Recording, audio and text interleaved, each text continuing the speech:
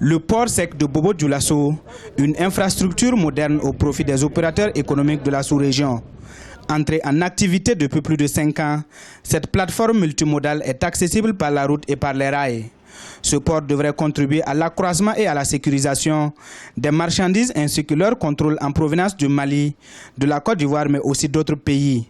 Bâtie sur une superficie de 19 hectares, cette gare routière de Bobo sera donc un véritable port dans le désert et devrait permettre de diminuer la fraude fiscale, une endémie aux frontières africaines. Quand on n'était pas encore, parce que le port sec a été mis en activité en 2010, en janvier 2010, mais avant janvier 2010, la ville de Bobo-Dioulasso n'avait pas un espace aménagé assez grand pour en tout cas pouvoir traiter tout le fret. Du coup, il y avait un manque à gagner certain pour certaines institutions comme la douane.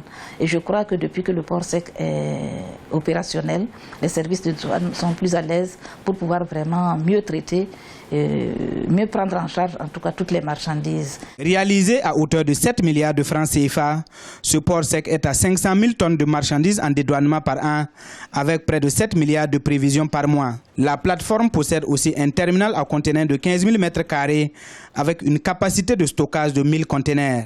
C'est pour aider les transporteurs à fluidifier leur transport.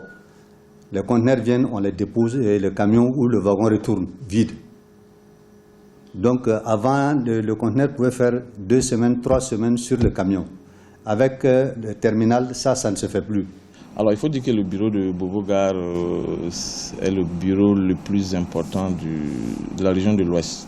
Voilà, donc sur les prévisions à peu près de 89 milliards l'année, nous sommes à 85 milliards pour le bureau de Bobo-Gare. Donc c'est vraiment le bureau chef de file de l'Ouest. Inauguré en 2010, ce port sec a un taux de fréquentation d'environ 70%.